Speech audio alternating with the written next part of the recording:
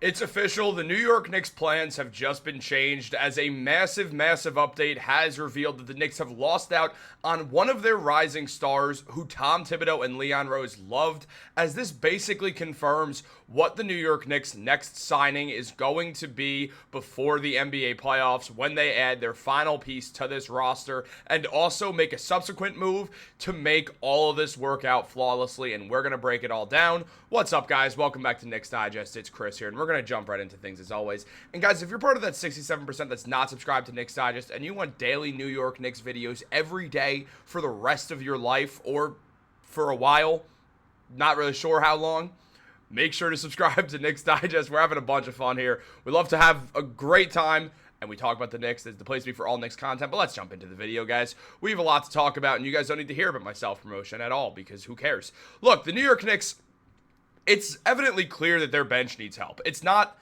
a debate. It's not something that we were thinking, oh, well, if we move Josh Hart to the bench for Deuce McBride, that solves it. No, it doesn't. The New York Knicks, they desperately need bench help. They need a deeper bench. They signed PJ Tucker, which was a nice move to a 10-day contract, one that's going to be up in a few days, and they could likely re-sign him to a second 10-day, which I fully expect them to.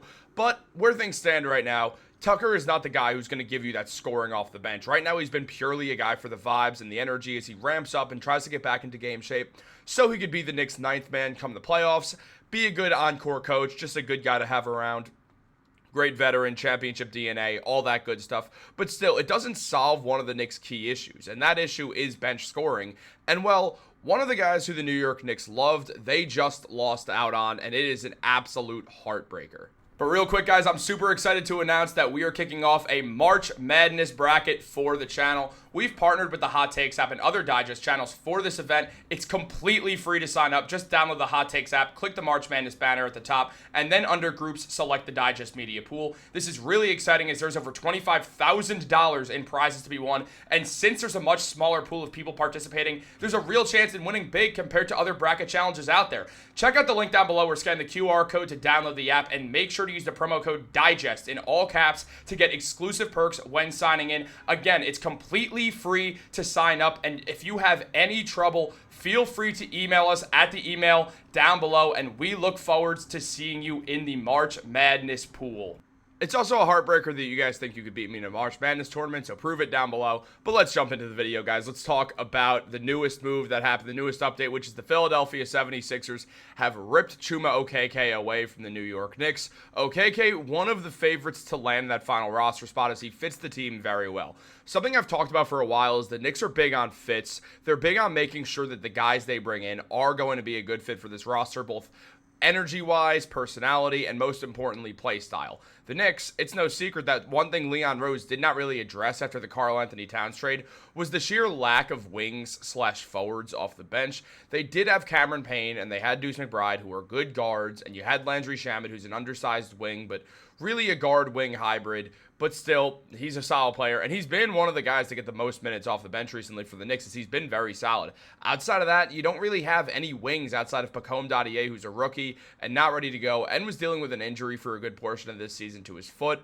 which did also derail some things as well. So Leon, I mean, the Towns trade in retrospect makes sense still, because the Knicks couldn't figure out a deal with Julius Randle. Obviously, not having Dante DiVincenzo sucks, and we miss his energy and the fire and anger, especially after the Draymond Green and Karl-Anthony Towns situation.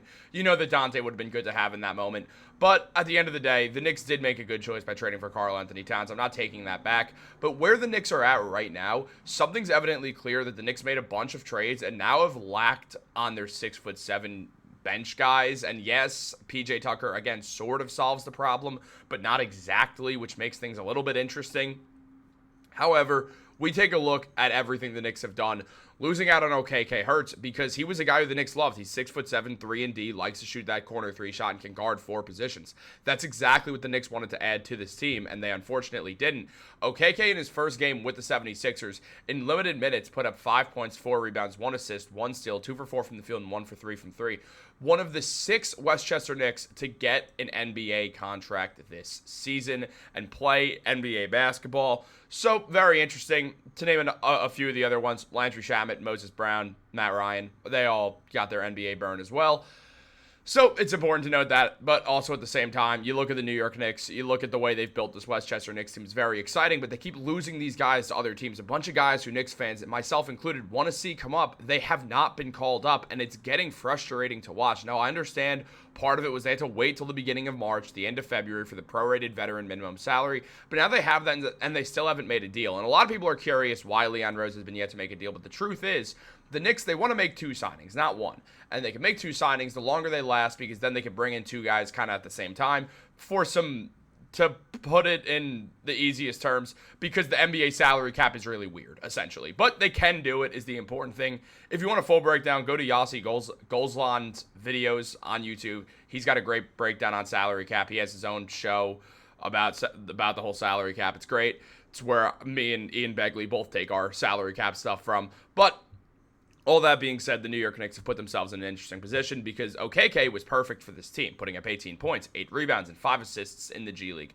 Doing a little bit of everything while his best strength is defense. The Knicks get more perimeter defense, so they'd be comfortable subbing Okeke in for guys like Mikal Bridges and OG Anunoby and Josh Hart, and he gives them theoretically solid enough shooting. Okeke was not a great shooter in his NBA career with the Orlando Magic. He only shot around 32.9% from 3 for his career, and that's what really kept him out of the NBA after he fell off from the Magic, because he wasn't a consistent enough three-point shooter. It was the one thing of his game, because his defense was so good, he could have been a viable 3-and-D player, but the shooting was up and down. He was injured a lot, and that definitely didn't help, but his shooting was better in the G League, shooting around average 35%. So he did show a bit of improvement, which is huge. He understands, Okeke's a smart person. He gets that the best way for him to get in the NBA is to be a 3-and-D guy, and that's why the 76ers took him on, because they believe in him being a 3-and-D guy, and the Knicks lost out on the 6'7" 3-and-D guy, essentially. Should I say 3-and-D guy anymore?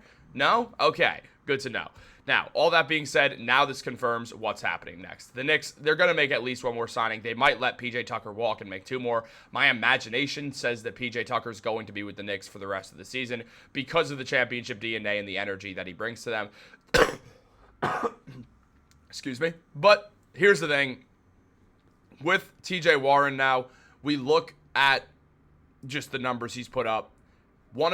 There's been 6 guys in the Westchester Knicks who have gotten an NBA deal, and TJ Warren's not one of them. For the season in Westchester, he's putting up 22.7 points, 6.1 rebounds, 4 assists. The man's been playing well, shooting 36% from 3, shooting 46% from the field. The man's he's balling out. He's playing really good basketball. He's showed this time and time again. He recently had a triple-double. It's really hard to believe that no one's giving this guy contract offers, so Warren deserves a spot, and the Knicks love TJ Warren. I mean, Tom Thibodeau has spoken out on him multiple times, raving about the way that TJ Warren plays both in practice with the Knicks and also at Westchester, how he's just doing his thing, showing that he does belong in the NBA. But he's yet to get that contract call up, and a lot of Knicks fans have been curious about this, and well, here's the deal. Warren, he is one of the favorites to get it, because the Knicks, at the end of the day, still do want to bring in another guy. And even if Tucker is sticking around, there is a way to do that. And let's explain that right now because, well, it's important to note. Delon Wright. The New York Knicks liked Delon Wright when they traded Jericho Sims for him. Now, Jericho Sims is playing well enough in Milwaukee that the Bucks fans are loving Jericho Sims, which I'm happy. I'm happy for Jericho that things are working out for him. And the Knicks got back Delon Wright and also some draft rights. And, well, Delon Wright, there's no need for him on this team. Like, the Knicks are not playing him at all, even with Jalen Brunson's injury, so there's just no need to have Delon Wright on the roster. I don't really see what he's bringing to the table at this point for the Knicks if he's not on the court playing defense, because that's his calling card. He's a good defender. At the same time, Wright's putting up 2 points per game, shooting 25% from 3 and 24% from the field on the season. The guy is not adding much, so no shade to Delon Wright. I've been a fan of Delon Wright for a very long time, but at the same time, and it's cool to see him on the Knicks as someone who's just been around the NBA for a while, but it doesn't make sense to keep this guy around when it's not a position of need. You have a bunch of 6'5" guys already, and you have a bunch of point guards already. You don't need Delon Wright on this team. Meanwhile, you could use a TJ Warren. You could use someone like that on top of PJ Tucker. Or most importantly, the one guy who all Knicks fans love, you could use Moses Brown, who gives you more stability at the big man position when the Knicks are really down to 2.5 big men, because Precious Achiuwa is like half a big man, considering he's not really a center. He's a power forward who can play center, and he's only 6'8", so it makes things a little bit difficult. But you look at Moses Brown, a guy in the G League, puts up 17 points and 15 rebounds, nearly 16 rebounds per game. Why is why are the Knicks so hesitant to call him up? I get it. People are saying, oh, he's a liability. His defense isn't good enough. He's slower.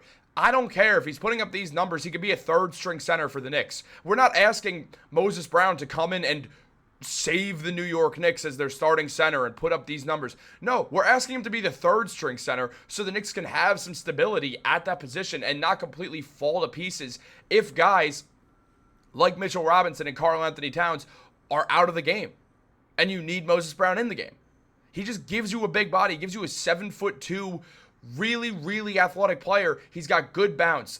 Look, his defense, there's a lot to be desired, but you're telling me that the Knicks, who have developed so many players defensively over the course of these last couple of years and having Mark Bryant, one of the premier big man coaches in basketball, that can't be fixed? That a fella Harrington, who's been phenomenal, couldn't help out? The Knicks have a bunch of big man coaches. Tom Thibodeau has been great at getting the most out of big men. And the Knicks are waiting to pick up Moses Brown, or they haven't yet. It's very, very strange. Now, they would have to buy out Delon Wright again, but I think they'd be fine doing that for a guy who fits the team more, like a Moses Brown. It's just a matter of actually going out there and doing it. And what we're seeing is this hesitancy to do so, which is a problem because Moses Brown has been picked up twice by both the Pacers and the Mavericks.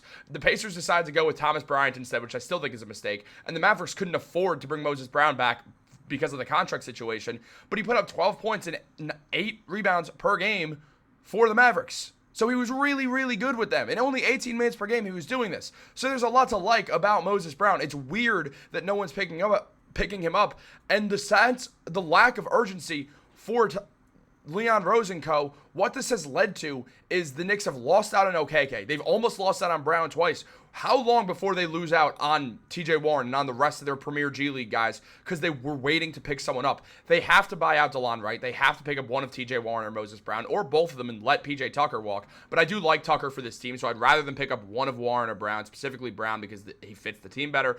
And Warren also makes sense as well if you want scoring off the bench. Meanwhile, you have PJ Tucker. It just makes all the sense in the world to me, guys. But I do want to know what you all think down below. This was a bit of a longer video, so if you're still here, I appreciate it. Make sure to subscribe, like this video, turn on post notifications. Have a great day, and go Knicks.